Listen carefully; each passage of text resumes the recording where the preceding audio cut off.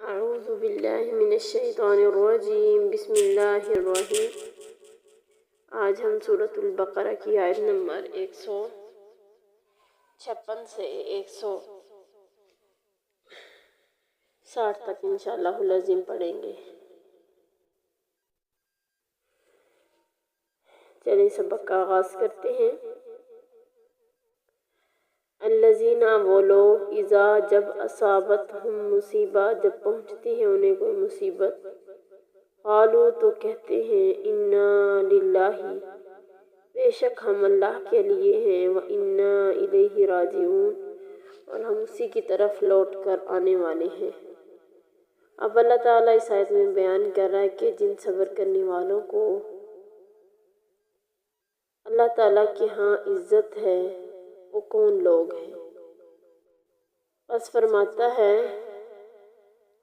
یہ وہ لوگ ہیں جو تنگی اور مصیبت کے وقت انا للہ پڑھ لیا کرتے ہیں اور اس بات سے اپنے دل کو تسلی دے لیا کرتے ہیں کہ ہم اللہ کی ملکیت ہیں اور جو ہمیں پہنچا ہے وہ اللہ کی طرف سے ہے اور ان میں جس طرح وہ چاہے تصرف کرتا رہتا ہے، پھر اللہ تعالیٰ کے ہاں اس کا بدلہ ہے جہاں انہیں بالآخر جانا ہے۔ ان کے اس قول کی وجہ سے اللہ تعالیٰ کی نوازشیں اللہ تعالیٰ ان پر نازل کرے گا اور عذاب سے نجات ملے گی اور ہدایت بھی انہیں نصیب ہوتی ہے۔ آگے اللہ کہہ رہے ہیں اولئک یہی لوگ ہیں، علیہم ان پر صلوات عنایتیں ہیں، من ربہم ان کے رب کی طرف سے، ورحمت اور رحمت ہے، واولئک یہی لوگ ہیں ہم المہتدون ہدایت پانے والے۔ حضرت عمر بن خطاب فرماتے ہیں کہ دو برابر کی چیزیں صلوات اور رحمت اور ایک درمیان کی چیز یعنی ہدایت ان صبر کرنے والوں کو ملتی۔ ایک تو اللہ تعالیٰ عنایتیں بھی کرتا ہے، رحمتیں بھی نازل کرتا ہے اور ہدایت بھی ان صبر کرنے والوں کو اللہ تعالیٰ عطا کرتا ہے۔ سبحان اللہ۔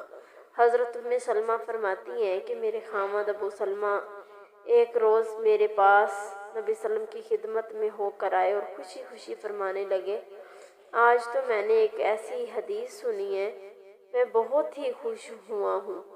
وہ حدیث یہ ہے کہ جس مسلمان کو کوئی تکلیف پہنچے اور وہ کہے اللہم اجرنی فی مصیبتی واخلف لی خیرا منہا، یعنی اللہ تعالیٰ نے مجھے اس مصیبت میں اجر دے اور مجھے اس سے بہتر بدلہ عطا فرما، تو اللہ تعالیٰ اسے اجر اور بدلہ ضرور دیتا ہے۔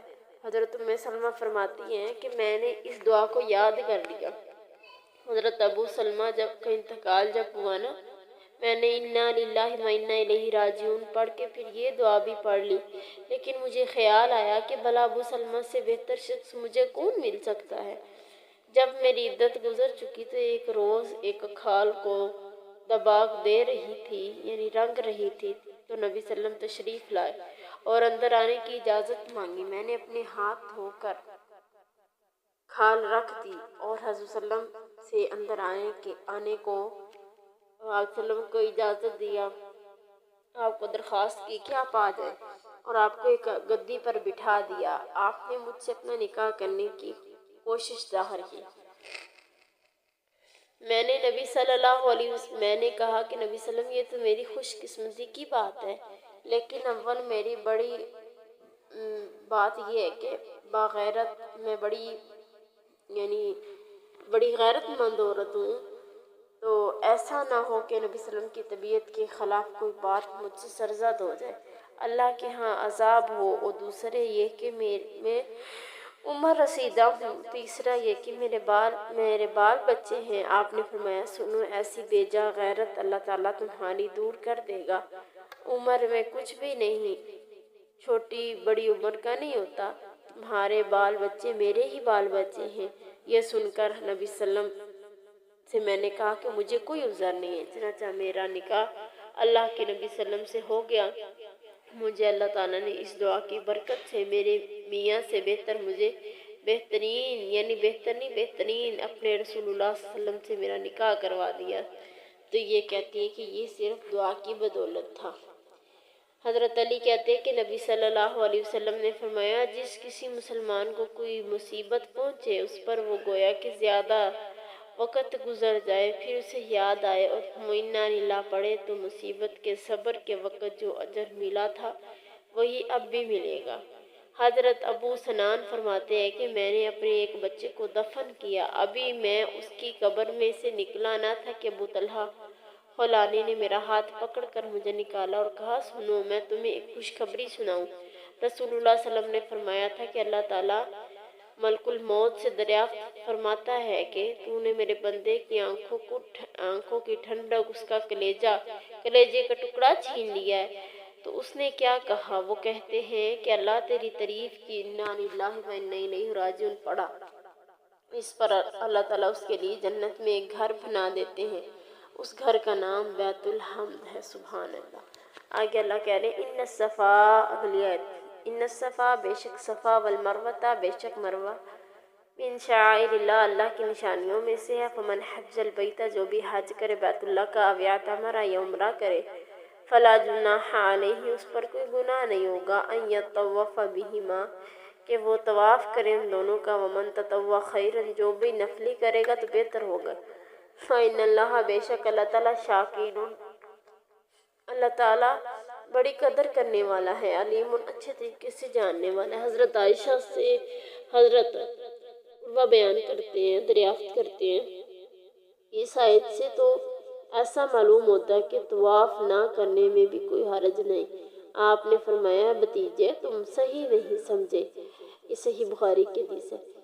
اگر یہ بیان مد نظر ہوتا کہ اللہ یطوف بینہما ہوتا تو پھر ہونا تھا۔ سنو، آیت شریف کا شان نزول یہ ہے کہ مشلل ایک جگہ کا نام ہے جس کے پاس منات بت تھا۔ اسلام سے پہلے انصار اسے پوجتے تھے اور جو اس کے نام لبیک پکار لیتا وہ صفا مروہ کے طواف کرنے میں حرج سمجھتا تھا۔ اب بعد از اسلام ان لوگوں نے نبی صلی اللہ علیہ وسلم سے صفا مروہ کے طواف کے حرج کے بارے میں سوال کیا تو یہ آیت اتری، اس میں کوئی حرج نہیں، لیکن اسی کے بعد نبی صلی اللہ علیہ وسلم نے صفا مروہ کا طواف کیا، اس لیے یہ مسنون ہو گیا، کسی کو اس کے ترک کرنے کا جواز نہیں رہا۔ اسی طرح ایک اور واقعہ ہے کہ صفا مروہ پر دو بت نصب تھے، نائلہ اور عصار، یہ دونوں عاشقوں میں شوق تھے، انہوں نے بیت اللہ میں جا کے زنا کیا تھا اور اللہ تعالیٰ نے ان پر اپنا عذاب نازل کیا اور انہیں پتھر کی مورتیاں بنا دیا تھا۔ تو لوگوں نے ایک کو کاٹ کے صفا پہ نصب کر دیا، دوسرے کو مروہ پہ نصب کر دیا۔ جب وہ صفا مروہ کے پاس سے گزرتے تو ان کی صحیح کیا کرتے تھے۔ تو جب اسلام آیا تو صحابہ اکرام نے کہا کہ یہ تو زمانہ جاہلیت کی رسم ہے کہ صفا مروہ کی صحیح کرنا، تو اس پر اللہ تعالیٰ نے یہ والی آیت نازل کر دی۔ آگے ہے، ان الذین یکتمون بے شک وہ لوگ جو چھپاتے ہیں، ما انزلنا من البینات جو نازل کی ہم نے واضح نشانیاں، والہدی اور ہدایت، من بعد ما بیناہ للناس فی الکتاب اس کے بعد کے جو بیان کیا ہے لوگوں کے لیے کتاب میں، اولئک یلعنہم اللہ یہی لوگ ہیں کہ لعنت ہوتی ہے کرتا ہے ان پر اللہ تعالیٰ، وَيَلْعَنُهُمُ اللَّاعِنُونَ اور لعنت کرتا ہے ان پر لعنت کرنے والے۔ اس میں زبردست قسم کی دھمکی ہے ان لوگوں کو جو اللہ تعالیٰ کی باتیں یعنی غیر شرعی مسائل چھپا لیتے ہیں، یعنی جو شرعی مسائل چھپا کر غیر شرعی مسائل کا بیان کرتے ہیں۔ اہل کتاب نے نبی صلی اللہ علیہ وسلم کی اوصاف کو چھپا لیا تھا، جس پر اللہ تعالیٰ کا فرمان ہے کہ حق کو چھپانے والے ملعون لوگ ہیں۔ جس طرح اس عالم کے لیے جو لوگوں میں اللہ کی باتیں پھیلائے، ہر چیز استغفار کرتی ہے، یہاں تک کہ پانی، مچھلیاں، ہوا کے پرندے بھی، ہوا میں اڑنے والے پرندے بھی، اسی طرح ان لوگوں پر جو حق کی بات کو جانتے ہوئے گونگے بہرے بن جاتے ہیں، ہر چیز لعنت بھیجتی ہے ان پر، یعنی یہ سب چیزیں، پرندے، مچھلیاں، سب ہی۔ صحیح حدیث میں کہ نبی صلی اللہ علیہ وسلم نے فرمایا، جس شخص نے کسی شرعی عمر کی نسبت سوال کیا جائے وہ اسے چھپا رہے ہیں، اسے قیامت کے دن آگ کی لگام پہنائی جائے گی۔ حضرت ابو ہریرہ فرماتے ہیں کہ اگر یہ آیت نہ ہوتی تو میں ایک حدیث بھی بیان نہ کرتا۔ حضرت براء بن عازب فرماتے ہیں کہ رسول اللہ صلی اللہ علیہ وسلم کے ساتھ ایک جنازے میں تھا کہ آپ صلی اللہ علیہ وسلم نے فرمایا کہ قبر میں کافر کی پیشانی پر اس زور سے ہتھوڑا مارا جاتا ہے کہ سب جاندار اس کا دھماکہ سنتے ہیں سوائے جن و انس کے، پھر وہ سب اس پر لعنت بھیجتے ہیں۔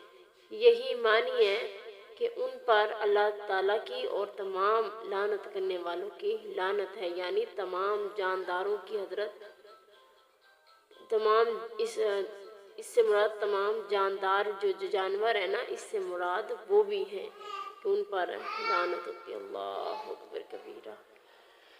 آگے اللہ کہہ رہے الا الذین تابوا، مگر وہ لوگ جنہوں نے توبہ کی، واصلحوا اور اپنی اصلاح کی، وبینوا اور انہوں نے واضح کیا، اولئک اتوب علیہم، یہی لوگ ہیں کہ میں معاف کرتا ہوں انہیں ان کی طرف میں معافی رکھتا ہوں، وانا التواب الرحیم، میں توبہ قبول کرنے والا ہوں، رحم کرنے والا ہوں۔ اللہ کہہ رہے ہیں جو لوگ برے عمل کرنے کے بعد توبہ کر لیتے ہیں اور لوگوں میں یہ بات واضح کرتے ہیں کہ ہم نے اے لوگوں تمہیں گمراہ کیا تھا، حق اور سچ یہ مذہب ہے، یہ چیز حق اور سچ ہے، اس کی توبہ پھر میں قبول کروں گا۔ مطلب یہ کہ جو راہب، جو پادری اہل کتاب میں جو کتاب یعنی تورات کو بدلتے تھے، بعد میں اگر وہ ایمان لے کر آتے ہیں تو وہ پہلے ان کی توبہ کی شرط کیا ہوگی کہ وہ لوگوں میں یہ بات بھی اعلان بھی کریں کہ ہم نے تمہیں پہلے غلط راستے کا بتایا تھا، حق اور سچ یہ ہے، پھر ان کی توبہ قبول ہوگی۔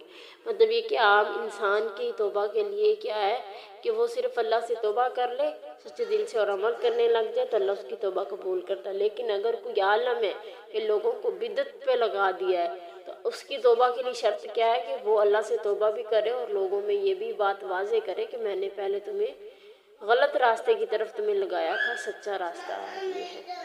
اللہ تعالیٰ ہمیں سمجھنے کی اور عمل کرنے کی توفیق دے۔